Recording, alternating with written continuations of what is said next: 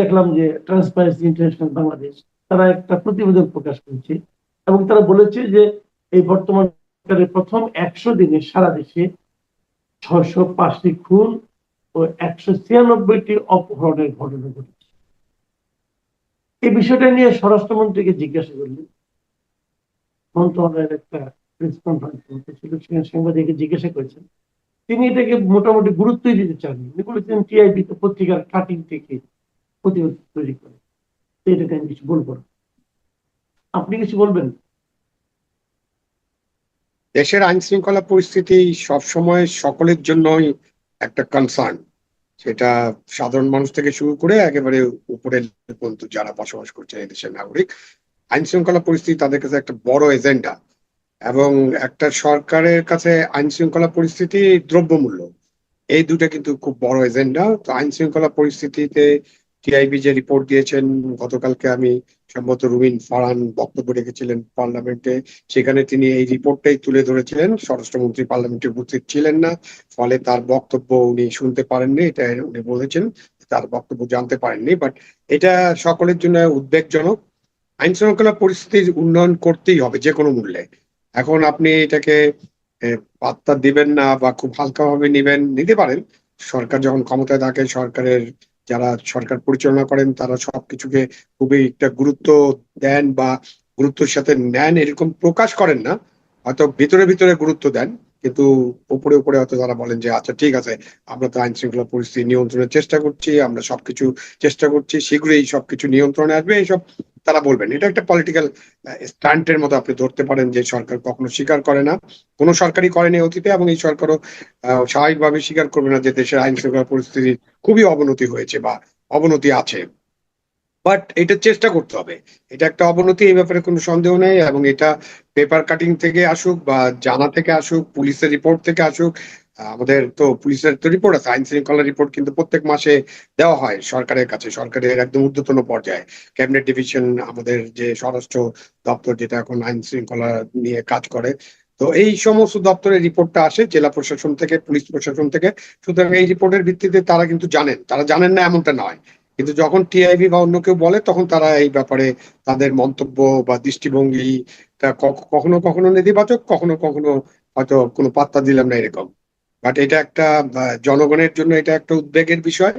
কেন মানুষ তো যেই আন্দোলনে অংশগ্রহণ করেছিল, সেই আন্দোলনে অংশগ্রহণের মধ্য দিয়ে মানুষ চেয়েছিল যে দেশের আইন শৃঙ্খলা পরিস্থিতির যথেষ্ট উন্নতি হবে।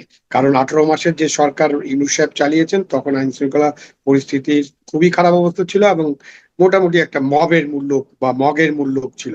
তো মবের মূল্য থেকে এখন মব কম হচ্ছে, এটা ঠিক।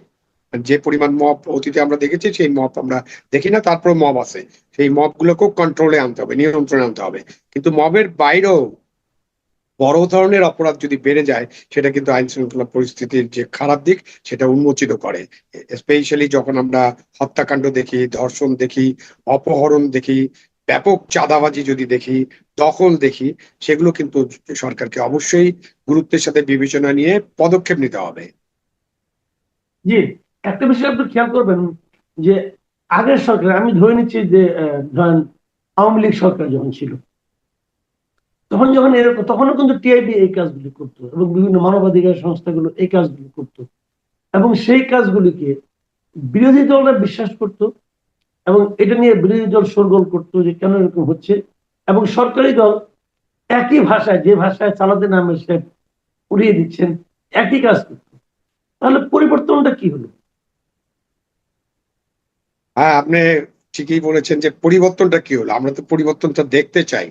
এখন এই পরিবর্তনটা হচ্ছে না, এবং একই ভাষায় কথা বলা হচ্ছে। এবং সেটা আমি একটু আগেই বললাম যে সরকারে যারা থাকেন তারা কখনোই এই রিপোর্ট গুলো বা এই যে নেতিবাচক যে সমস্ত সংবাদ আছে এইসব নিয়ে তারা কোনো সময় ইতিবাচক আলোচনা করেন না।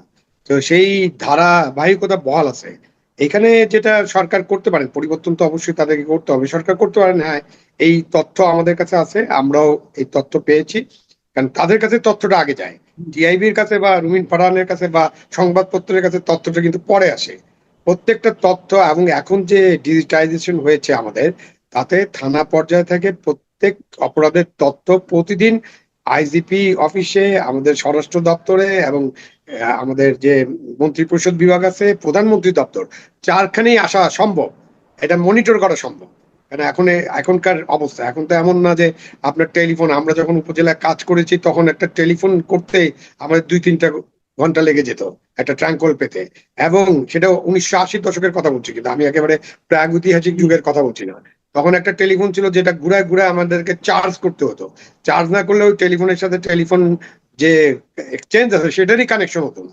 তা এখন তো সেই জায়গা থেকে আমরা অনেক উন্নত একটা ডিজিটাইজেশনের জায়গায় পৌঁছে গেছি, এবং অনেক সামাজিক যোগাযোগ মাধ্যমের মাধ্যমে অনেক খবরাখবর প্রকাশিত হয়। সুতরাং সরকারের পক্ষে কিন্তু সমস্ত খবর পাওয়া ইজিয়ার, সরকার পাচ্ছেন। সুতরাং সরকারকে সেখানে এইটা ইতিবাচক ভাবে দেখে ব্যবস্থা নিতে হবে। সরকার বলবেন যে আমরা এটা জানি, আমরা যেমন ধরেন যে রামিসা ধর্ষণ মামলায় সরকার একটা পদক্ষেপ নিয়েছে না, গ্রেপ্তার হয়েছে এবং অতি দ্রুত বিচার হয়েছে। মানে এত দ্রুত বিচার আমার লাইফ টাইমে আমি দেখিনি এবং পৃথিবী বোধহয় দেখেনি। সুতরাং অতি দ্রুত বিচার হয়েছে, বিচারের দণ্ড দেওয়া হয়েছে অলরেডি। সুতরাং সরকার যদি চায়, তাহলে সরকার ইচ্ছা করলে ইতিবাচক ভাবে নিয়ে সরকার কিন্তু এগুলোর ব্যাপারে ব্যবস্থা নিতে পারে। আমাদের কামনা কি থাকবে, আমাদের নাগরিক হিসাবে এবং সাংবাদিক হিসেবে আপনাদের এবং আমাদের অন্য নাগরিকদের কামনা থাকবে সরকার এই সমস্ত বিষয়গুলোকে, রিপোর্টগুলোকে ইতিবাচক ভাবে নিবে এবং নিয়ে এই ব্যাপারে ব্যবস্থা গ্রহণ করবে এবং তড়িৎ ব্যবস্থা গ্রহণ করবে। তাহলেই কিন্তু সরকার বলতে পারে যে আমরা এই হয়েছে, আমরা এই ব্যবস্থা নিয়েছি, এই অপহরণ হয়েছে, আমরা এদেরকে এইভাবে উদ্ধার করেছি। জি, আপনি মাঝখানে আইন শৃঙ্খলা পরিস্থিতি বলতে যে চাঁদাবাজির কথা বললেন, আবার তারও আগে আপনি বললেন যে এই সরকারের কাছে আমাদের প্রাথমিক প্রত্যাশা ছিল দুটো, একটা হলো আইন শৃঙ্খলা পরিস্থিতি, আর একটা হলো দ্রব্যমূল্য। তো চাঁদাবাজির প্রভাব কিন্তু একদম প্রত্যক্ষভাবে পড়ে দ্রব্যমূল্যের উপর। চাঁদাবাজির কারণে দ্রব্যমূল্য বেড়ে যায়, নিত্য পণ্যের দাম বেড়ে যায়। দ্রব্যমূল্যের কি অবস্থা এখন? দ্রব্যমূল্যের অবস্থা এক কথায় ভালো না। ভালো না এই জন্য যে যারা বাংলাদেশে 18 কোটি মানুষের মধ্যে 12 কোটি মানুষ তো দারিদ্র সীমার সাথে যুদ্ধ করছে। কিছু লোক দারিদ্র সীমার নিচে, 4 কোটি মানুষের বেশি, এবং কিছু লোক যুদ্ধ করছে দারিদ্র সীমা থেকে কোনো রকম বেঁচে থাকার জন্য।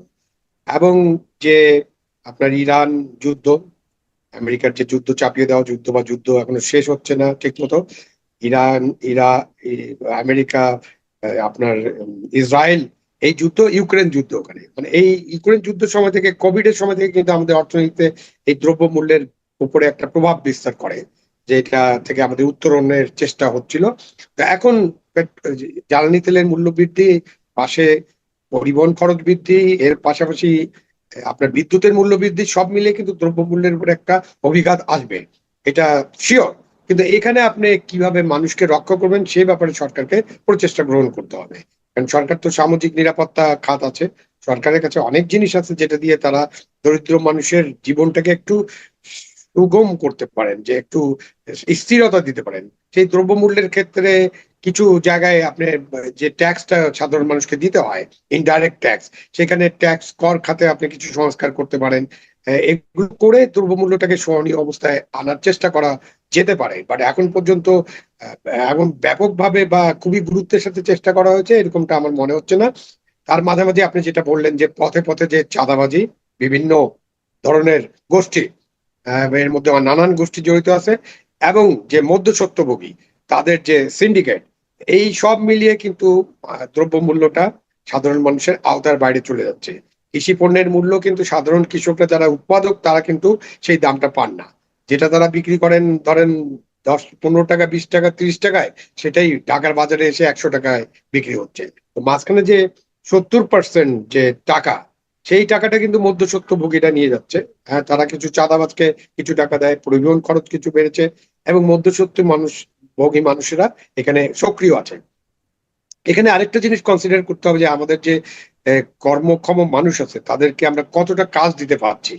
মধ্যস্বত্বভোগী যারা যারা এই যে হাটে বাজারে ঘুরে ঘুরে জিনিসপত্র সংগ্রহ করেন, তারপরে ট্রাক ভাড়া করেন, তারপর আরেক জায়গায় আড়তদারের কাছে মাল পাঠান, এই মাঝখানে যে লোকজন আছে, এটা কিন্তু তাদের একটা কাজ, তারা এই কাজটা করেন।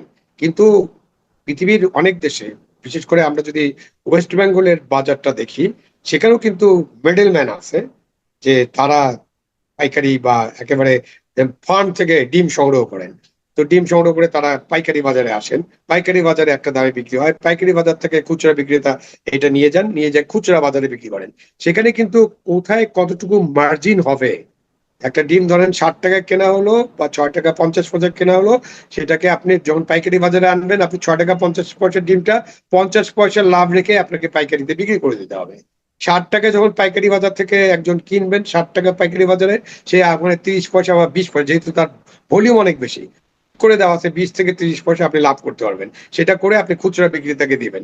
খুচরা বিক্রেতা যদি এটা 60 টাকা 20 পয়সা বা 30 পয়সা কিনে, সে ম্যাক্সিমাম 8 টাকায়, 8 টাকার নিচে তাকে বিক্রি করতে হবে। তো সেই ধরনের মার্কিং তো আমাদের নাই। আপনি মহাস্থানগড় থেকে কিছু সবজি কিনলেন বা আলু কিনলেন বা অন্যান্য কিছু কিনলেন, সেটা কত দামে কিনলেন এবং কত দামে আপনার পরিবহন খরচ হলো, কত দামে আপনি কারণ বাজার বা অন্য পাইকারি বাজার যেগুলো আছে সেখানে এসে কত দামে কত লাভে বিক্রি করতে পারবেন, সেটা তো কেউ মনিটর করার কেউ নাই। মনিটর করার কিন্তু অনেক লোকজন আছে, বাজার মনিটরিং, অমুক তমুক, কমার্স মিনিস্ট্রি, নানান ধরনের আপনি লোকজনের সন্ধান পাবেন। মাঝে মাঝে মোবাইল কোর্ট আমরা দেখি, কিন্তু এই যে কাগজপত্র, এগুলো কিন্তু ঠিক নাই। কাগজপত্র গুলা ঠিক না থাকার জন্য কত দামে কিনলেন, কত দামে বিক্রি করতেছেন, এরপরে খুচরা বিক্রিতে আপনি কারণ বাজার থেকে হাতিরপুল বাজারে আস্তে আস্তে 30-40% দাম, কোনো ক্ষেত্রে 50% দাম বৃদ্ধি হয়। তো এইগুলোকে যদি আপনি ঠিক মতো মনিটর করতে পারেন, তাহলে আমাদের কৃষক যারা উৎপাদক, তারা তাদের যে টাকাটা পাওয়া দরকার, তাদের উৎপাদন খরচ প্লাস তাদের টিকে থাকা, আর তাদেরকে বিশাল লাভ দিতে এরকম না, উৎপাদন খরচ তো দিতেই হবে, প্লাস তাদের টিকে থাকে, তাদের জীবন জীবিকা যাতে চলে, এবং পরবর্তী সময় তিনি যেন উৎপাদনের কাজে এই টাকাটা বিনিয়োগ করতে পারেন। তো সেরকম একটা বড় ধরনের কিন্তু কৃষি মন্ত্রণালয়, কমার্স মিনিস্ট্রি, আইন শৃঙ্খলার বিষয় যেখানে এখানে জড়িত আছে, সেই জন্য স্বরাষ্ট্র, সবাই মিলে কিন্তু এটার একটা প্রচেষ্টা নিতে হবে। এবং এই প্রচেষ্টাটা আমরা কখনো নেই, সবকিছু আমরা সো কল বাজার অর্থনীতির উপরে ছেড়ে দিছি। মানে একটা পুঁজিবাদী দেশ বাজার নির্ধারণ করবে কি হবে। তো বাজার নির্ধারণ করলে মাঝে মাঝে বেগুনের যখন দাম 2 টাকা 3 টাকা হয় বগুড়া অঞ্চলে বা যেসব জায়গায় বেগুন হয়, তখন বেগুনকে তারা ক্ষেত থেকে কেটে গরুকে খাওয়ায়। এই হলো আমাদের বাজার নিয়ন্ত্রণ। তো বাজার নিয়ন্ত্রণ বা বাজার মনিটরিং, বাজার নিয়ন্ত্রণ আমরা করবো না, কিন্তু সেখানে একটা মনিটরিং এর ব্যবস্থা থাকতে হবে, যাতে করে কেউ এখানে সুযোগটা নিতে না পারে। তো সেসব করলে হয়তো আমাদের দ্রব্য মূল্যটা আমরা কিছুটা আয়ত্তে রাখতে পারবো, মানে যেটা বাংলাদেশি উৎপাদন হয়। এর বাইরে যে আপনি যদি বাইরে থেকে কিছু আমদানি করতে হয়, গম আমদানি করতে হবে, তেল আমদানি করতে হবে, সেখানেও কিন্তু এইভাবে আমাদের ট্যারিফ কমিশন আছে। তাদের কাজটা কি? তাদের কাজটা কিন্তু এই ট্যারিফটা দেখে নির্ধারণ করা, যে আপনি এত টাকায় আমদানি করলেন, আপনি এত টাকায় বিক্রি করতে পারবেন। আপনি চিনি আমদানি করছেন 32 টাকায়, আপনার পরিবহন খরচ আরো 5 টাকা, 37 টাকা, আপনার ঢাকায় আনার খরচ বা বিপণন খরচ আরো 3 টাকা, 40 টাকা, ভাই আপনি 45 টাকার মধ্যে বিক্রি করবেন। আমরা তো এটা করি না, করতে পারি না। এবং এখানেই বড় একটা নেক্সাস আছে। সেখানে নেক্সাসটা হলো বড় বড় ব্যবসায়ী, যারা এই যে সবাই জানে বড় সিন্ডিকেটে, ছোট সিন্ডিকেটে এটা আলোচনা করলে আপনি বড় সিন্ডিকেট আছে, সেখানে ব্যবসায়ী আছে, সেখানে পলিটিশিয়ান আছে, সেখানে গণকর্মচারী আছে। এই তিনজন মিলে আমাদের পকেটের, মানে মধ্যবিত্ত মানুষের বা সাধারণ জনগণের পকেটের কাটার একটা ব্যবস্থা করে, এবং এই ব্যবস্থার মধ্যে দিয়ে দেশটা চলছে এখন। এখন এখানে তো আপনার যে গদির উপর বিষ ফোড়ার মতো আরেকটা বিষয় নতুন যুক্ত হয়েছে, সেটা হলো যুক্তরাষ্ট্রের সঙ্গে যে বাণিজ্য চুক্তি। এখন আপনি তো ইচ্ছা করলেই যেখান থেকে কম সেখান থেকে কিনতে পারবেন না। আপনাকে কিনতে গেলে দেখতে হবে এই কেনাকাটাতে যুক্তরাষ্ট্রের বাণিজ্যের কোনো সমস্যা হচ্ছে কিনা। সমস্যা হলে কিনতে পারবেন না। আপনি ইচ্ছা করলে রাশিয়া থেকে তেল কিনতে পারবেন না, যুক্তরাষ্ট্রের থেকে পারমিশন নিতে হবে। তো এই যে এমন একটা চুক্তি হচ্ছে, সেই চুক্তি তো চুক্তির হয়ে গেছে। ব্যাপারে আপনি চুক্তি কার্যকর হয়নি এখনো। চুক্তি হয়ে গেছে বা চুক্তিটা এখনো কার্যকর হয়নি, আমি সেটা বলছি। যে এমন একটা চুক্তি হলো যে যেটার ব্যাপারে সরকারি এবং বিরোধী দল সবাই একদম চুপ হয়ে বসে আছে, কেউ একটা কথাও বলে না, এবং সংসদের গত অধিবেশনে একটা শব্দ উচ্চারিত হলো না এই চুক্তির ব্যাপারে। আপনার কাছে মানে এখন এদের হাতেই তো আমাদের জীবন, এই সরকারি দল বিরোধী দল। তো তাদের এই কর্মকাণ্ডে আপনি কেমন মানে বোধ করছেন? কর্মকাণ্ড তো এক কথায় মানে উষ্মা প্রকাশ করা দরকার। এবং আরেকটু যদি বলি, তাহলে এটা নিন্দা জানাই আমি, কারণ আমরা তো অবশ্যই আহ, সরকার এবং বিরোধী দলের কাছে কেন সাথে এই চুক্তি করেনি। এই চুক্তি করে ইউনূস সাহেব, এবং ইলেকশনের 3 দিন আগে উনি চুক্তিটা স্বাক্ষর করেছেন। তো এই কারণে সরকার তো খুব একটা সুবিধাজনক পজিশনে আছে। তারা সবসময় এটা বলতে পারবেন যে এই চুক্তি ভাই আমরা করি নাই, এই চুক্তির দায় আমাদের উপর বর্তিত হয়েছে। তো এখন এই চুক্তির দায় উনাদের উপর আসছে, তো উনারা কোনো কথা বলছেন না, পার্লামেন্টের বিরোধী দল কোনো কথা বলছে না।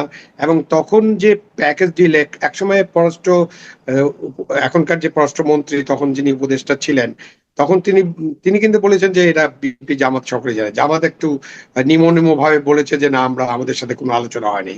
বাট এটা এখন আপনার যে আমরা যা তাদের কর্মকাণ্ড যা দেখছি, তাতে মনে হয় যে তারা অবগত ছিলেন এবং এই চুক্তিটা মেবি এটা একটা প্যাকেজ ডিল ছিল, হতে পারে যে এই ডিলে না গেলে, প্যাকেজ ডিল বলছে এই জন্য যে আমাদের যে রেজিম চেঞ্জ যেটাকে বলা হয়, যে পুরা আন্দোলন, সেই আন্দোলনে আমেরিকার একটা ভূমিকা নিয়ে অনেক কথাবার্তা হয়েছে। এইটা চর্বিত চর্বণ করে লাভ নাই, আমেরিকানরা এখানে কত অর্থ ব্যয় করেছে সেটা প্রেসিডেন্ট ট্রাম্প নিজেই একসময় প্রকাশ করে দিয়েছেন। এবং আপনারা জানেন, জনগণ জানে এবং সংবাদপত্র জানে কারা কারা এই টাকা পেয়েছেন, কারা কি করেছেন। তারপরে তো নানান বিষয়ে আলাপ আলোচনা চলছে। সুতরাং ওই সময়ের আলাপ আলোচনার ভিত্তিতে আমেরিকার সাথে একটা প্যাকেজ ডিল হতে পারে এটা। সুতরাং আপনি এটা করেছেন, সেই না করলে হয়তো 12ই ফেব্রুয়ারি যে নির্বাচন, সেটা হয়তো ওই সেইভাবে সুস্থভাবে করা সম্ভব হতো না। নানান চাপ থাকতে পারে, অনেক কিছু মিলিয়ে এটা তারা মেনে নিয়েছেন। বাট এটা যেহেতু এখনো আমেরিকায় তো এইসব চুক্তি নিয়ে নানান আলাপ আলোচনা চলছে, এবং এটা কিন্তু আহ, উচ্চতর আদালতে, তাদের সুপ্রিম কোর্টে মামলা হয়েছে এবং মামলার ফলে একটা রায়ও হয়েছে। সুতরাং আমাদের পক্ষে কিন্তু এই চুক্তি নিয়ে নেগোসিয়েশন করার সুযোগ আছে।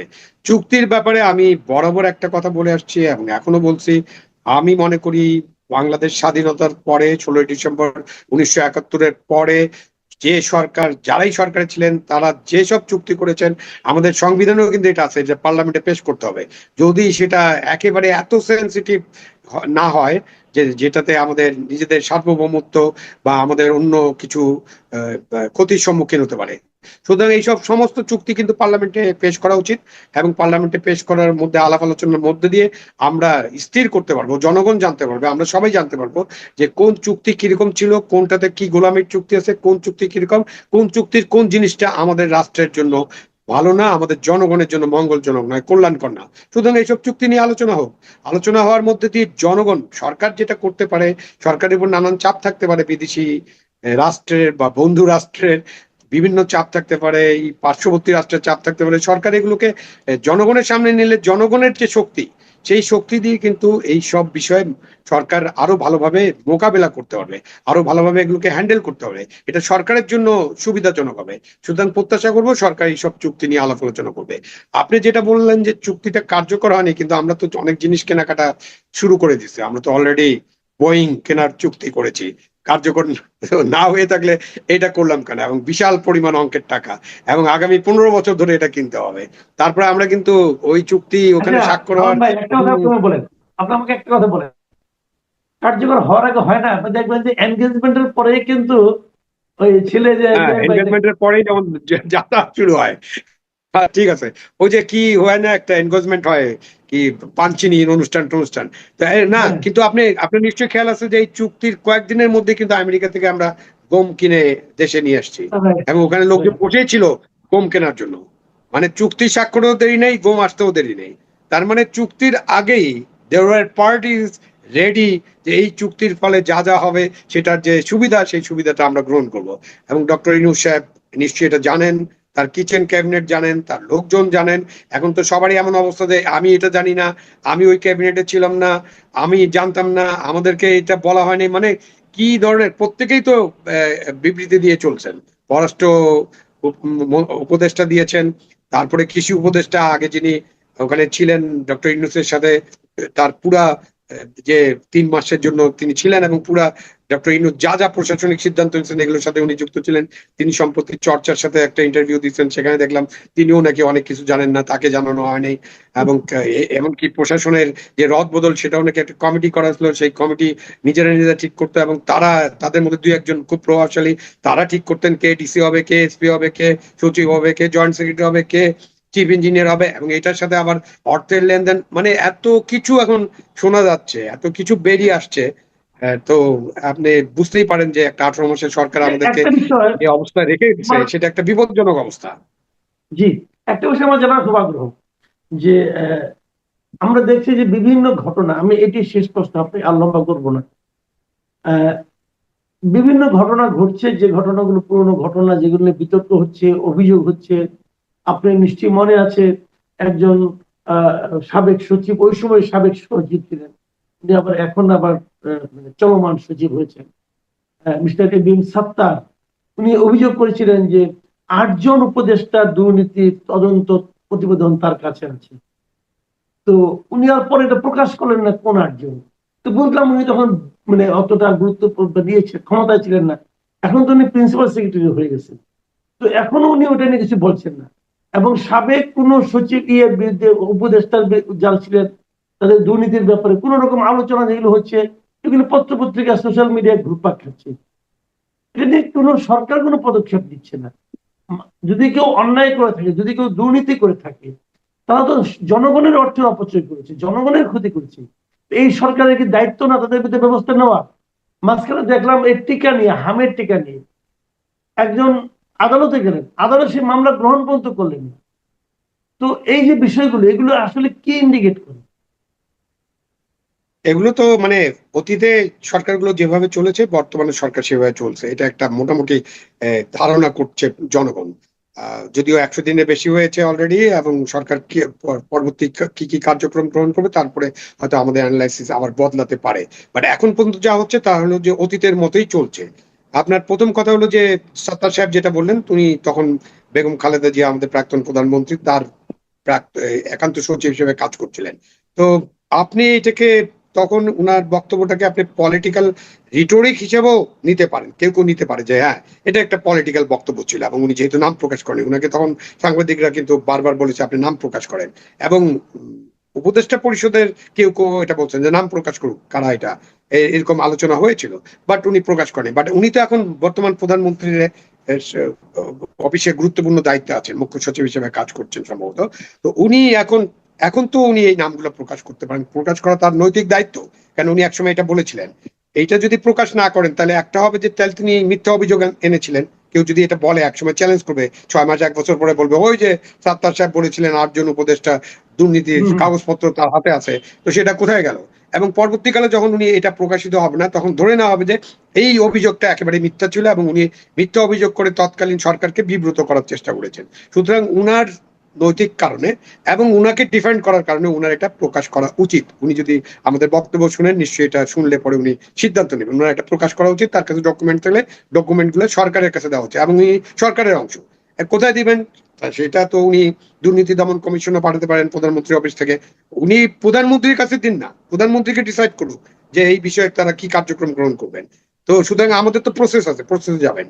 দ্বিতীয় যে বিষয়টা যে যদি এই সরকার, আমাদের উপদেষ্টা পরিষদ ডক্টর ইউনূসের নেতৃত্বাধীন যারা ছিলেন, তাদের মধ্যে কেউ যদি অন্যায় করে থাকে, কেউ যদি দুর্নীতি করে থাকে, কেউ যদি অন্য এমন কিছু করে থাকে যেটা তার আইনের বরখেলাপ হয়েছে, যেটা তার সাথে যায় না, সেই সব বিষয় তো তদন্ত হতেই পারে, হতেই হবে, এবং এটা হয় স্বাভাবিক। আপনি এই বিষয়টাতে আইনের শাসনের সাথে সংগতিপূর্ণ হতে হলে আপনাকে যে কোনো বিষয়ে যদি অভিযোগ আসে আপনাকে তদন্ত করতে হবে। কোর্টে একজন মামলা করলেন, আপনি মামলাটা ওই যে এইরকম মামলা তো একবার ওই যে এস আলম সাহেবের বিরুদ্ধে হয়েছিল, তখন কোর্ট বলে দিল তদন্তই করা যাবে না। তো আমরা অতীতে এটা দেখেছি না, এস আলমের যে মামলা, মানে যে তার বিরুদ্ধে যে অভিযোগের কোনো তদন্ত করা যাবে না। আর এখন দেখা যাচ্ছে যে আপনি মামলা করতে গেছেন, আপনি আউটরাইট রিজেক্ট, এটা উচ্চ আদালত। এখন উচ্চ আদালতের বিচারকদের রায় সম্পর্কে বা বিচারকদের অভিমত সম্পর্কে কিছু বলা তো আমাদের জন্য বিপজ্জনক। কেন যে কোনো সময় আবার টেনে নিয়ে ওনাকে আদালত অবমাননার অভিযোগ আমি অভিযুক্ত হয়ে যাবো বা আপনি অভিযুক্ত হয়ে যাবেন প্রচার করার জন্য। কিন্তু এই যে মামলাতে যে আউটরাইট রিজেক্ট করা হলো, এটা কিন্তু জনমনে একটা প্রশ্নের সূচনা করে, প্রশ্নের সৃষ্টি করে। এইটা আমাদের আদালতকে বুঝতে হবে। এখন আমাদের আদালতকে আমরা বলি স্বাধীন সার্বভৌম আদালত, হ্যাঁ, সেপারেশন অফ জুডিশিয়ারি হয়েছে, এবং আদালতের ইয়া আছে, স্বাধীনতা আছে। সুতরাং আমরা আদালতকে কিন্তু এখন পর্যন্ত তাদের যে স্বাধীনতা আছে, তাদের যে নিজেদের মতো করে যে তারা আদালত পরিচালনা করবেন, এটা আমরা এখনো দেখি না। তো বলতেছে ভাই, ভাই আপনি একটু একটু সামলে নেন। বলছে কি হয়েছে ভাই? আপনি খুব প্রচন্ড নাক ডাকতেছেন। আচ্ছা সরি। একটু পরে আবার নাক ডাকছে, তো ওই লোকটা বলছে, আবার ঠেলা দিছে, বলছে ভাই প্লিজ একটু একটু সামলে নেন। বলছে কি হয়েছে ভাই? বলে আপনি নাক ডাকতেছেন। তৃতীয়বারের লোকটা রেগে গেছে, বলছে আপনি বারবার আমাকে ঘুম থেকে জাগাচ্ছেন কেন? বলছে আপনি নাক ডাকছেন। বলছে আপনি কি দেখেছেন যে আমি নাক ডাকছি? বলছে না, আমি শুনেছি। নাক ডাকা কি দেখা যায়? বলছে এটাই তো বাঙালির সবচেয়ে খারাপ অভ্যাস, শুনেই বিশ্বাস করেন, দেখেন তারপর আমারে বলেন। বুঝছেন? এখন কথা হলো, আপনি একটু সিরিয়াসলি আসি। আমি প্রথমেই মরহুম তোফায়েল আহমেদের স্মৃতির প্রতি শ্রদ্ধা জানাই, তার আত্মার মাগফিরাত বা শান্তি কামনা করি। দেখেন, ভাষা ব্যবহারেও সচেতন হতে হয়। আমি যদি মাগফিরাত বলি, আমি যদি পানি বলি, আমি যদি এইটা বলি, এক ধরনের লোক আছে যারা ওত পেতে আছে এটা ধরার জন্য। আপনি যদি জল বলেন, আপনি যদি শান্তি বলেন, তাহলে আরেক ধরনের মানুষ ওত পেতে আছে আপনাকে ধরার জন্য। আপনি যেটা বললেন, প্রথমেই যেটা বলি, শুধুমাত্র একটিবার তার সাথে আমার যোগাযোগ হয়েছিল, তিনি যখন শেখ হাসিনার মন্ত্রিত্ব ফিরিয়ে দিয়েছিলেন, আপনার হয়তো মনে আছে, তিনি একবার মন্ত্রিত্ব ফিরিয়ে দিয়েছিলেন। তখন আমি বিডি নিউজে একটা লেখা লিখেছিলাম যে মন্ত্রিত্ব ফিরিয়েও এগিয়ে রইলেন তোফায়েল আহমেদ। এর পরের পরদিন আপনার ওনার সেক্রেটারি যোগাযোগ করেছিল, বলছে স্যার লেখাটা খুব পছন্দ করেছে, আপনি দেশে আসলে স্যারের সাথে দেখা করবেন। কিন্তু আওয়ামী লীগের স্যারদের থেকে আমি সবসময় দূরে থাকতাম, স্যার ম্যাডাম সবার কাছ থেকে দেখা আর হয়নি। কিন্তু যে কথাটা আমি আপনাকে বলছি, ধরুন যে প্রত্যেক জাতির তো একটা ইতিহাস আছে না, প্রত্যেক জাতির একটা ইতিহাস আছে। ইতিহাসটা আপনি যে একটা মনুমেন্ট গড়ে তুলবেন, ইতিহাসের মনুমেন্ট, সোশ্যাল মনুমেন্ট, আপনি যেটাই বলুন, পলিটিক্যাল মনুমেন্ট, তো monument is not build by one brick. একটা ইটে হবে না তো, অনেকগুলো ইট দিয়ে আপনার এটাকে করতে হবে। প্রথমে আমি সমালোচনা করি বলে অনেকে আমার উপর মনে কষ্ট পান, কিন্তু এই কথাটাও তো এখানে বলতে হবে যে আওয়ামী লীগ সবসময় এক ফুলে মালা গাঁথতে চেয়েছে। এক ফুলে কিন্তু মালা হয় না, মালা গাঁথতে হলে অনেকগুলো ফুলের প্রয়োজন হয়। সেই অনেকগুলো ফুলের একটি ফুল কিন্তু তোফায়েল আহমেদ, যাকে ঠিকভাবে আওয়ামী লীগ ব্যবহার করতে পারেনি। শেষের দিকে তাকে পরিত্যাজ্য হয়েছিল তিনি, এবং আমরা সকলেই আশা করেছিলাম তিনি রাষ্ট্রের একটা অত্যন্ত উচ্চ পর্যায়ে যাবে। এই প্রসঙ্গে আরো একটা কথা বলি, তাকে আমি প্রথম দেখি, আমি যখন ইন্টারমিডিয়েটের ছাত্র, তাকে হাত করা দিয়ে ট্রেনে করে নিয়ে যাচ্ছিল এক কারাগার থেকে আরেক কারাগারে। ওই কম্পার্টমেন্টে আমি দেখেছি পুলিশ তাকে ঘিরে রেখেছে, তার সাথে আমরা হাই হ্যালো করেছিলাম। তোফায়েল আহমেদ তো ধরেন একজন কিংবদন্তি। এখন আপনি যেটা বলছেন, যে পয়েন্টে আপনি এলেন, একজন মানুষের মৃত্যুর পরে এই ঘৃণা, এই বিভৎস, এই কদর্য ভাষা ব্যবহার, এটাও কিন্তু নতুন নয়। খেয়াল করেন আপনি, আজই আপনার সাথে কথা বলার আগে দেখলাম কোথাকার কোন এসব ছেলে পেলের নামও আমি জানি না, বঙ্গবন্ধুকে জারজ বলেছে।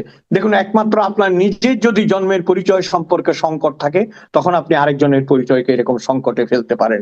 কারণ এটা তো খুব সহজ প্রক্রিয়া নয় না। আপনি বলেই দিচ্ছেন যে আমাদের যিনি জাতিকে জন্ম দিয়েছেন, তিনি যদি জারজ হন, তার কথা মতো শব্দটি ব্যবহার করতে আমার ঘৃণা হচ্ছে, তাহলে আমরা সবাই তো কোনো না কোনো ভাবে একই সংজ্ঞায় পড়ে যাচ্ছি। এইটুকু বোধও তাদের নেই, এইটুকু বোধও তাদের নেই। আপনি যেটা বলছেন যে সমাজের এই অবক্ষয়ের জন্য, দেখুন মাসুদ ভাই, আমি খুব সিরিয়াসলি একটা কথা বলি আপনাকে, এই অবক্ষয় একদিনে তৈরি হয়নি, এই ঘৃণা একদিনে তৈরি হয়নি, এই বিভৎস কদর্য যে মনোভাব, এটি একদিনের তৈরি নয়, এগুলো দীর্ঘ সময় ধরে প্রস্তুত করা হয়েছে। অথচ আপনার মনে থাকার কথা যে সাদেক হোসেন খোকার জানাজায় কিন্তু তোফায়েল আহমেদ গিয়েছিলেন, গিয়ে সেখানে অংশগ্রহণ করেছিলেন। এখন তোফায়েল ভাইকে হাইলাইট করার কোনো প্রয়োজন নেই, উনি এখন সব হিসাব নিকাশের ঊর্ধ্বে চলে গেছেন। কিন্তু যখন মৃত্যু কোনো জায়গায় আপনার সরল রেখা টানতে পারে না, মৃত্যু যেখানে বিভেদ রেখা টানে, সেখানে বুঝতে হবে যে পুরো সমাজ অসুস্থ এবং বিকলাঙ্গ। আমি আপনাকে একটা কথার উত্তর দিতে পারি, সেটা হচ্ছে এর কারণ যারা, তারা আমাদের সমাজে আজকে মাথার মণি। আপনি দেখেন, প্রেস সেক্রেটারি, যিনি ডক্টর ইউনূস সরকারের প্রেস সেক্রেটারি শফিক সাহেব, তিনি যে স্ট্যাটাসটা দিয়েছেন, এরকম বালখিল্য, এরকম জঘন্য অশ্লীল স্ট্যাটাস কোন সুস্থ মানুষ আসলে দিতে পারে না। অসুস্থতার এই প্রমাণগুলো তারা কিন্তু রেখে যাচ্ছেন, যেমন তার গুরুও রেখেছেন। তার গুরুর আমলে 1.5 বছরে আমাদের দেশে যে বিপর্যয় ঘটেছে, আপনি এই যে বলছেন প্রত্যেকটি শিক্ষককে অপমান করা হয়েছে, প্রত্যেকটা সৎ মানুষকে, ভালো মানুষকে, মুক্তিযুদ্ধের পক্ষের মানুষকে, মুক্তিযোদ্ধাদেরকে জুতোর মালা গলায় দিয়ে অপমান করা হয়েছে। তোফায়েল আহমেদ তো সেই দৃষ্টিকোণ থেকে বেঁচে গেছেন। তাকেও তো এই অপমান করা হতো যদি তিনি সুস্থ থাকতেন। আমরা হয়তো এমনও ছবি দেখতাম, আল্লাহ না করুক এখন তো আর তিনি নাই, যে তার গলায় জুতার মালা ঝুলছে, এরকম ছবি তো শফিকরা দেখতে চাচ্ছেন। এই যে মৃত্যুর পরে তিনি লিখেছেন, দেখেন আপনি স্যাটারটা কিভাবে করছে, বলছে সে বানানটাও পর্যন্ত ভুল করছে ইচ্ছে করে, মানে টোফাইলকে টোফেল লিখছে। এক সময় আমরা টোফেল পরীক্ষা দিতাম, এটা বলছে আমরা এখন আইএলটিএস এর যুগে প্রবেশ করেছি, টোফেল আমাদের আর প্রয়োজন নেই। এই যে কদর্যহীন মানসিকতা, এই যে আপনার ভাষার অসংযত ব্যবহার এবং অন্তরের ক্লেদ, এই লোকটি কিন্তু আমাদের প্রাক্তন প্রধানমন্ত্রী শেখ হাসিনার জন্য একটা ডাস্টবিন বানিয়েছিল, মনে আছে? পরে দেখা গেল কোটি কোটি লোক তাকে ডাস্টবিন ডাকা শুরু করেছে, এবং সেই কারণে সে ওইটা থেকে পড়াশোনা করেছে। আমি একটু আপনাকে এখানে ইন্টারাপ্ট করি, এটা কিন্তু আপনি খুব ভালো বলেছেন যে এখন কিন্তু ডাস্টবিন হাসিনাকেও বলে না, ডাস্টবিন শফিক বলে। ডাস্টবিন শফিক, হ্যাঁ, ওনার নামই হয়ে গেছে ডাস্টবিন শফিক। ডাস্টবিন এবং শফিক। এই জন্য কিন্তু কোনো ক্যাম্পেইনও করতে হয় না, অটোমেটিক হয়ে গেছে। না, এখন যদি আপনি নিজের আকিকা নিজে করেন হবে না? আপনি তো আকিকা নিজে করছেন, বুঝছেন? হয়তো মা বাপেরও প্রয়োজন হয়নি, অভিভাবকেরও প্রয়োজন হয়নি, নিজেই কোথায় গিয়ে বই মেলায় একটা ইয়ে নিয়ে, এবং কি হলো শেষে আপনি যেটা বললেন, ফাইনালি হি বিকেম ডাস্টবিন, সবাই তাকে ডাস্টবিন বলছে। কিন্তু একটু সিরিয়াসলি যদি আমরা দেখি, এই ধরনের যারা গুরুত্বপূর্ণ পদে ছিলেন, কিংবা যারা আমাদের দেশে কোনো না কোনো ভাবে গুরুত্বপূর্ণ পদে আসীন হয়েছিলেন, তারা যদি এই ধরনের কথা বলে, তখন তো আপনাকে বুঝতে হবে যে আমাদের সমাজের ভিতরে আসলে পাপ ঢুকে গেছেন। আপনি দেখেন রবীন্দ্রনাথ ঠাকুরকে রঠা বলে আনন্দ পাচ্ছে, খেয়াল করেন কিন্তু, হ্যাঁ, মানে যে মানুষটি 1941 সালে লোকান্তরিত হয়েছেন, তাকে ভারত বিভাগের জন্য দায়ী করে, বাংলাদেশের জন্য দায়ী করে রঠা ডাকার একটা প্রক্রিয়া চালু হয়েছে। আপনি কাজী নজরুল ইসলামকে শুধু পারছে না, সে তার কবরে আরো একজনকে শুইয়ে দিয়েছে। মানে অপরাধ যাকে বলে, দেখুন যে কোনো মৃত্যু নির্মম, যে কোনো মৃত্যু করুন, সেই সেই লাশ কোথায় দাফন হবে, সেই রাজনীতি যে সমাজ করেছে এবং যারা করেছে, তাদের মুখ থেকে তো আমরা শান্তির ললিত বাণী শুনবো না। এবং আমি একটা কথা বলি আপনাকে, একবার এখানে আমাকে একটা শিক্ষা দিয়েছিল এক ভদ্র মহিলা, খুব চমৎকার ভাবে। আমি তাকে ফোন করেছিলাম একটা জরুরি কাজে, ভদ্রমহিলা আমার কথার উত্তর দিচ্ছিল অনেক বিলম্বে এবং আমার কাজটা হচ্ছিল না, তখন আমি রেগে গেছিলাম। আমি ফোনে তার সাথে আমাদের বাঙালিদের যা স্বভাব একটু রাগারাগির মতো করেছিলাম, কিচ্ছু বলেনি, শুধু বলেছে কি জানেন, বলছে you are showing what you are, তুমি তাই দেখাচ্ছ, তুমি যা। আমি যে কি পরিমাণ লজ্জিত হয়েছিলাম, সে কিন্তু আমাকে একটি কথাও বলেনি যে ইউ শাট আপ বা তুমি আমার সাথে খারাপ ব্যবহার করছো, নাথিং। আমি যখন চুপ করে আছি তখন সে বললো যে what can I say, you are showing what you are, তুমি যা, তুমি তাই তুমি প্রকাশ করছো, বুঝেছেন? একটা ছোট্ট গল্প বলি আপনাকে। বার্লিনে দেয়াল ছিল, আপনার মনে আছে নিশ্চয়ই, যে বার্লিন দেয়াল যেটা পরে ভেঙে ফেলেছে মানুষ। তো বার্লিন দেয়ালের এক পাশে পূর্ব জার্মানি, আরেক পাশে পশ্চিম জার্মানি। পশ্চিম জার্মানি অপেক্ষাকৃত উন্নত, পূর্ব জার্মানি অপেক্ষাকৃত দরিদ্র। তো পূর্ব জার্মানির লোকেরা রাগ করে ওদের স্যানিটারি ন্যাপকিন, নোংরা এগুলি সব দেয়ালের পাশ দিয়ে পশ্চিম জার্মানিতে ফেলতো। অভিযোগ করতে করতে জাতিসংঘ থেকে তদন্ত দল এলো। ওরা যেদিন গিয়ে এসে ওরা পশ্চিম জার্মানির মেয়রকে জিজ্ঞেস করলো যে একটা জিনিস অবাক হলাম, বলছে কি, বলে ওরা যাবতীয় ময়লা ছুটছে তোমাদের দিকে, ওদের টিস্যু, মানে আপনার পুরোনো খাবার টাবার ইত্যাদি, আর তোমরা ওইদিকে আপেল কমলা এগুলি ফেলতেছো কেন? বলে ভাই যা যা আছে তাই তো দিবে, তাই না? ওদের যা আছে তাই দিছে, আমাদের যা আছে আমরা তাই দিছি, তাই না? এখন যার ভিতরে বিষ আছে, যার ভিতরে কদর্য আছে, যার ভিতরে মৃত্যুর প্রতি শ্রদ্ধা নাই, সে তো এই বিষই উগরে দেবে, তাই না? তো আমার যেটা মনে হয়, এই বিষ থেকে আপনি যেটা বলছেন, আমরা হয়তো সেফ আছি, আমি মনে করি ব্যক্তিগতভাবে আমাদের জেনারেশন অনেক পবিত্র আছে, নতুন জেনারেশনকে বাঁচাতে হবে। কিন্তু এই নতুন জেনারেশন বাঁচানোর ফিলোসফার কে? এই নতুন জেনারেশন ফিলোসফার যদি আপনার এই খান সাহেব হয়, যিনি টিভিতে এসে আবল তাবল কথা বলেন, আরো যদি এরা হয়, তাহলে কিন্তু ভবিষ্যৎ অন্ধকার। জি, না এখন কথা হলো, আপনি বললেন যেটা ঠিকই আছে, যার মধ্যে যা আছে সে তো সেটাই উগড়ে দেবে, তাই উগড়ে দেবে। যার মধ্যে বিষ আছে সে বিষ দেবে। কিন্তু এখন আমরা আতঙ্কিত হচ্ছে এই কারণে যে এই ধরনের দেওয়ার লোক যারা, তারা যখন আপনার প্রতিরোধী বিহীন ভাবে হয়ে, তারা যখন উন্মুক্ত হয়ে যাচ্ছে এবং তারা যখন বেশি বেশি সংখ্যায় হইচই করছে, তখন কি আতঙ্কিত হব না আমরা? মনে করেন আমি যদি এখন মনে করেন রাস্তায় যে মলমূত্র আবর্জনা ছিটাতে থাকি, তাহলে আমাকে তো কেউ না কেউ বাধা দিবে, যে তুমি এটা করতে পারো না, কিন্তু এরা তো বাধাহীন ভাবে কাজগুলি করে যাচ্ছে। আমি তো আতঙ্কিত হচ্ছি ওই কারণে। এখানে তো আপনাকে আমি গোপাল ভাঁড়ের একটা গল্প বলতে বাধ্য হচ্ছি না? গোপাল ভাঁড় যে স্বপ্ন দেখেছেন, এক লোক গোপাল ভাঁড়কে অপমান করার জন্য বলছে যে আমি স্বপ্ন দেখলাম কালকে রাতে তোমাকে আপনার গুয়ের পুকুরে ফেলে দেওয়া হয়েছে, বিষটার পুকুরে, আর আমাকে ক্ষীরের পুকুরে ফেলে দেওয়া হয়েছে, বুঝছেন? গোপাল ভাঁড়কে ফেলেছে গুয়ের পুকুরে, আর ওই লোকটি পড়েছে ক্ষীরের পুকুরে, ক্ষীর ননি এগুলির পুকুরে। তো গোপাল ভাঁড় বলছে যে বাহ, কি চমৎকার স্বপ্ন, আমি কিন্তু পরের পার্টটা দেখছি। বলে পরের পার্ট কি? বলে এরপরে এক লোক এসে বলছে তুই একে চাটবি আর ও তোকে চাটবে, বুঝছেন? শাস্তি হচ্ছে তুই গু চাটবি, আমি ক্ষীর চাটবো। এই লোকগুলোকে আপনার বন্ধ করতে হলে আপনি যেটা বলছেন, ভেরি ইম্পর্টেন্টলি আমি যেটা বলতে চাই আপনার, এটা কিন্তু সমাজকে করতে হবে। এটা তো রাজনীতি করতে পারবে না। রাজনীতির সেই মেরুদণ্ড অনেক আগে কিন্তু ভেঙে গেছে। রাজনীতির সেই মেরুদণ্ডটা একটু ভেঙে গেছে আপনার। আমাকে অনেকে প্রশ্ন করে এবং আপনার ইনবক্সে লেখে যে আপনি তারেক জিয়াকে 6 মাস দেখতে বলেছেন, 6 মাস পরে আমি আবার আপনার সাথে মাসুদ ভাইয়ের একটা চাই, আপনার কি বলে টক শো চাই। তার মানে কি বুঝছেন? সে এখন থেকেই অভিশাপ দিচ্ছে যেন তারেক জিয়া ব্যর্থ হয়, যেন 6 মাস পরে আমরা বসে তার বদনাম করতে পারি। ভাই আমি তো গুণগানও করিনি, বদনামও করিনি। আমরা যেটা বলছি বা আমি ব্যক্তিগতভাবে যেটা বলছি, একটা দোজক থেকে আপনি বেঁচেছেন, এটা কেন ভুলে যাচ্ছেন আপনি? আন্তর্জাতিক চাপে হোক, মানুষের প্রেসারে হোক, কিংবা নিজেদের ব্যর্থতার জন্য হোক, যে মানুষটি কেবল নিজেকে ভালোবেসেছেন, কেবল নিজেকে, নার্সিসাস, যিনি কেবলমাত্র নিজের প্রতিশোধ নেওয়ার জন্য আমাদের দেশের এত বড় অপকার করে গেছেন, আস্তে আস্তে তো সবই বেরোচ্ছে। আপনারা তো জাতীয় টিভিতে হরহামেশা বলছেন, আমি দেখতে পাচ্ছি সবসময়, যে এই লোকটি আমাদের জাতির মেরুদণ্ড ভেঙে দিয়ে গিয়েছে। তার কারণে চট্টগ্রামকে আপনার কারা কারা বলছে যে চিটার গং। এটা কিন্তু খুবই অন্যায় এভাবে বলা। চট্টগ্রামে আমরাও মানুষ, তাই না? চট্টগ্রামে আপনার সূর্য সেনও চট্টগ্রামের, প্রীতিলতা চট্টগ্রামের, এম এ আজিজ চট্টগ্রামের, আপনার কি বলে এটাকে, বহু মনীষীর জন্ম হয়েছে, রমেশ শীল চট্টগ্রামের, মনির জমা ইসলামাবাদী চট্টগ্রামের, আবুল ফজল চট্টগ্রামের। এইভাবে চট্টগ্রামকে চিহ্নিত করা যায় না, কিন্তু তার কারণে আপনার চট্টগ্রামকে এইভাবে চট্টগ্রাম বলছে, চট্টগ্রাম এই লোকের জন্য। খেয়াল করেন আপনি, এই মানুষটি যে একটা হিংসার বীজ সমাজে ছিল না আমি বলবো না, ছিল, ছিল অনেক আগে থেকেই ছিল, কিন্তু সেটাকে তিনি আগুন ধরিয়ে দিয়ে গেছেন। আপনার সমস্ত তৃণ, সমস্ত পাতাই তো অপেক্ষা করে একটা দেশলাইয়ের কাঠির জন্য।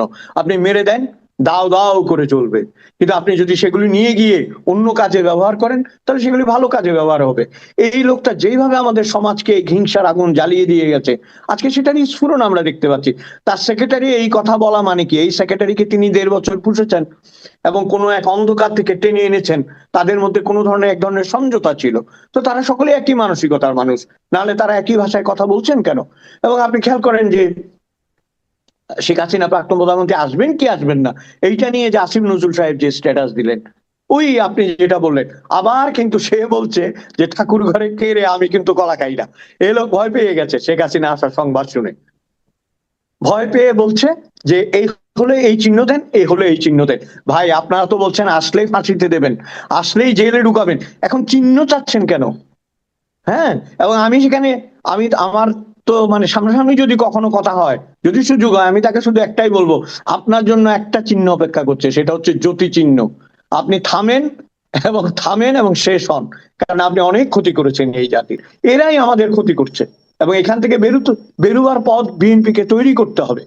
আওয়ামী লীগ তো ধরেন, আমি এভাবে বলি বলে অনেকে মাইন্ড করে, কিন্তু সত্যি কথা কি, আওয়ামী লীগ তো জানাজার মিছিল করতে পারছে, জানাজার মানুষ জমায়েত হচ্ছে, সেটা আন্তরিকতা থেকে, শ্রদ্ধা থেকে, ভালোবাসা থেকে, কৃতজ্ঞতা থেকে, ধর্ম থেকে। কিন্তু যে কারণে মানুষের পথে আসা দরকার, সেটা কিন্তু এখনো হচ্ছে না, সেটা আওয়ামী লীগ পারছে না এখনো। আওয়ামী লীগ, আমি আবারও বলছি, অনলাইনে ঝগড়াঝাটি করছে, অনলাইনে বিবাদ করছে, একে অপরের বিরুদ্ধে বলছে, যেটা আওয়ামী লীগের অভ্যেস। ওখান থেকে বেরিয়ে এসে যদি আওয়ামী লীগকে করতে হয়, বিএনপির হেল্প লাগবে। আর বিএনপি যদি চায়, আমি মনে করি বিএনপি যদি চায়, আমি খুব দৃঢ়ভাবে বলছি, বিএনপি যদি সৎ শাসন, মুক্তিযুদ্ধের প্রতি আনুগত্য এখন পর্যন্ত যেটুকু আছে, এবং যদি আপনার সামাজিক শৃঙ্খলা চায়, বিএনপি কিন্তু দীর্ঘ সময় এদের শাসন করতে পারবে, যদি অসাম্প্রদায়িকতা এবং গণতান্ত্রিকতা রাজনীতি করে। আমি একটু রাজনীতির প্রসঙ্গে আসি, অন্য রাজনীতি, চলমান রাজনীতি, সরকারি দলের রাজনীতি। আমরা এর মধ্যে দেখলাম গত এক সপ্তাহে দুটো ব্যাপার এই ক্যাবিনেটে। একটা ব্যাপার হলো একজন মন্ত্রী তিনি পদত্যাগ করলেন স্বাস্থ্যগত কারণ দেখিয়ে, পার্বত্য বিষয়ক মন্ত্রী। আরেকটা ঘটনা দেখলাম, আমাদের একজন গুরুত্বপূর্ণ মন্ত্রী এবং বহুল আলোচিত মন্ত্রী, আমাদের পররাষ্ট্রমন্ত্রী ডক্টর খলিল, তিনি জাতিসংঘ সাধারণ পরিষদের সভাপতি হিসেবে নির্বাচিত হয়েছেন। হ্যাঁ, 1 বছর ওখানে থাকবেন। তো এই 1 বছর উনি কিভাবে থাকবেন? বলা হচ্ছে উনি পদত্যাগ করে ওখানে যাবেন, কিন্তু ওনাকে আজকে দেখলাম উনি বলেছেন যে সরকার যদি তাকে ছুটি দেয় তাহলে উনি ছুটি নিয়েও 1 বছর থাকতে পারেন। তার মানে 1 বছর পরে বাকি 4 বছরের জন্য আবার ওনার পররাষ্ট্রমন্ত্রী হওয়ার খায়েশ আছে। তো এই লোকটার মানে বিভিন্ন স্টেপ নিয়ে, বিভিন্ন পদক্ষেপ নিয়ে মানুষের মধ্যে সন্দেহ, আমার মধ্যে তো আছে। আমি সব মানুষকে দায় দিচ্ছি না, আমি নিজেই ওনাকে খুবই সন্দেহজনক চরিত্র হিসেবে বিবেচনা করি। কারণ ওনাকে আমার মনেই হয় যে উনি বাংলাদেশের বেতনভোগী যুক্তরাষ্ট্রের প্রতিনিধি হিসেবে এখানে কাজ করছেন, তাই আমি মনে করি। এখন এই যে দুটো ঘটনা সরকারের মধ্যে, এই দুটো ঘটনা কিভাবে আপনি মনে করেন সরকারের দেখুন, ঘটনা কি কোনো ঝাঁকুনি কিনা? আমার মনে হয় না ঝাঁকুনি। দেখুন, ধরুন যে প্রত্যেক দেশেই কিন্তু পদত্যাগের নজির আছে, একমাত্র আমাদের দেশে গলা ধাক্কা ছাড়া বের হয় না, অথবা যদি পতন না ঘটে কেউ পদত্যাগ করে না আমাদের এই বাংলাদেশগুলিতে বা বাংলাগুলি, উভয় বাংলায়। কিন্তু পদত্যাগের প্রচুর প্রচুর নিদর্শন আছে। এইখানেই আপনাকে আমি বলেছিলাম বোধহয় গতবার বুদ্ধদেব ভট্টাচার্যের কথা, পশ্চিমবঙ্গের। হ্যাঁ, ইলেকশন রেজাল্ট বাইরে হওয়ার আগেই উনি পদত্যাগ করে ফেলেছেন। পদত্যাগ যারা করতে পারে তাদেরকে আমি দুইভাবে দেখি। একটা হচ্ছে ধরেন হয় উনি ওই কাজটা সামলাতে পারছে না, অথবা আমি মনে করি কি, আমি এই দেশে কাজ করতে করতে একটা জিনিস খেয়াল করেছি, যারা খুব চতুর হয়, বিচক্ষণ হয়, তারা স্যান্ডউইচের মতো ব্যবহার করে। আপনাকে দুই দিক থেকে চাপবে, পাউরুটি দুই দিক থেকে চাপ দিলে মাঝখানেটা অটোমেটিক বেরিয়ে যায়। এমন চাপা চাপবে আপনি নিজেই বেরিয়ে পালিয়ে যাবেন, পদত্যাগ আর করতে হবে না, নিজেই বাঁচবেন। তো ডিপেন্ড অন কেন পদত্যাগ করেছে, এটা কিন্তু একটু ধোঁয়াশা দেখলাম আমি, একটু ধোঁয়াশা।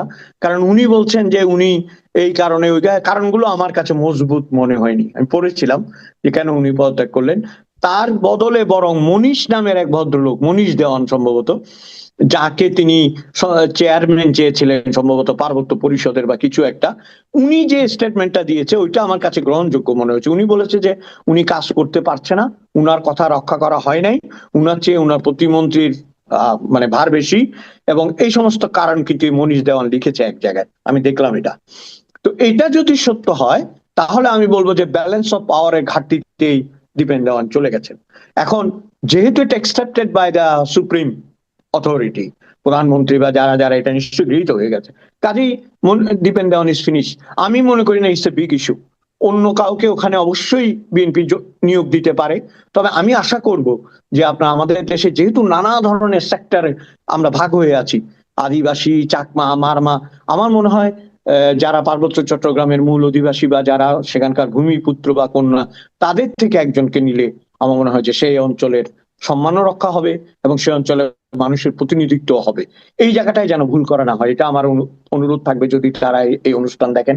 আর দ্বিতীয় হচ্ছে আপনার কোনো পদত্যাগ, এটা তো কোনো রাজনৈতিক পদত্যাগ নয়। উনি তো বলেছেন যে আমি বিএনপির আদর্শের প্রতি শ্রদ্ধাশীল ইত্যাদি ইত্যাদি।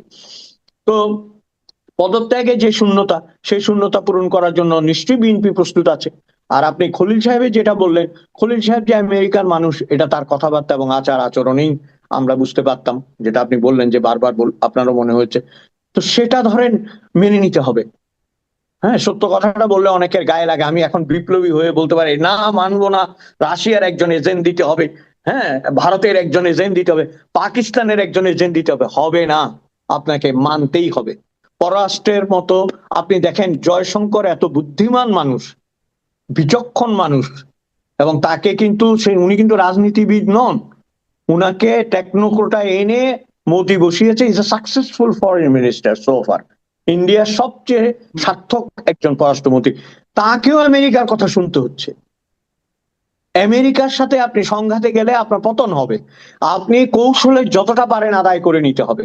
খলিলুর রহমান যদি সত্যিকার অর্থে আমেরিকার লোক, আমি দোষের কিছু দেখছি না, তিনি তো ওই সমস্ত লোকদের চাইতে অনেক ভালো যারা টাকা খেয়ে ডিপ স্টেট করেছে এবং যারা ডিপ স্টেটের হয়ে বক্তৃতা দিয়ে পরে নিজের ঘরের লোককে এমপি বানিয়ে বিপ্লবী হয়ে গেছে। তাদের মতো তো না, তারাও তো আছে আমাদের সমাজে, তাই না? তারপরে আপনার যারা অতি বাম কিন্তু ভিতরে ভিতরে ডিপ স্টেটের সাথে হাত মিলিয়েছে, তাদেরকে তো চিনি আমরা। তো খলিল সাহেব যে পর্যন্ত ছিলেন এবং জাতিসংঘের সভাপতি হওয়াটা তো গৌরবের, অন্যায়ের তো কিছু না। এখন তিনি যদি কোনো গভীর ষড়যন্ত্রের সাথে জড়িত থাকেন, দ্যাট উইল কাম আউট, তখন আমরা তাকে সেভাবে বিবেচনা করব। আপাতত আমার মনে হয় যে ছুটিতে যাক আর যাই যাক, আমাদের কিন্তু একজন শক্ত পররাষ্ট্রমন্ত্রীর প্রয়োজন, এবং সেটা খুবই দুঃখজনক হলেও সত্য, ফারুক চৌধুরীর পরে, আপনার নিশ্চয় মনে আছে ফারুক চৌধুরীর কথা, পররাষ্ট্র সচিব ছিলেন হুমায়ুন রশিদ চৌধুরী, এদের পরে কিন্তু আমরা আসলে সেইভাবে পাইনি। আমরা দুই একজনের কথা বলতে পারি যারা ঝলসে উঠেছিলেন, কিন্তু নিরন্তর যেটা ধারাবাহিক যেটা, সেটার জন্য কিন্তু যে মেধা, প্রজ্ঞা এবং ব্যক্তিত্বের প্রয়োজন হয়, সেটা কিন্তু খলিল সাহেবের নেই। সেই ধরনের মানুষ আমরা চাই। রিপ্রেজেন্টেশন মিনস আপনি যখন দাঁড়াবেন বিশ্ব গ্লোবাল এরিয়ায়, আপনি যখন দাঁড়াবেন তখন আপনার চেহারা, দুটি, আলাপ সবকিছুতে বিচক্ষণতায় যেন বাংলাদেশ কথা বলে। সেরকম একজন পররাষ্ট্রমন্ত্রী খুঁজে পাওয়া খুব মুশকিল মনে হয় না আমার, যদি পেতে চান। জি, এটা হলো সবচেয়ে বড় কথা, যে যদি পেতে চান। যদি আমরা চাই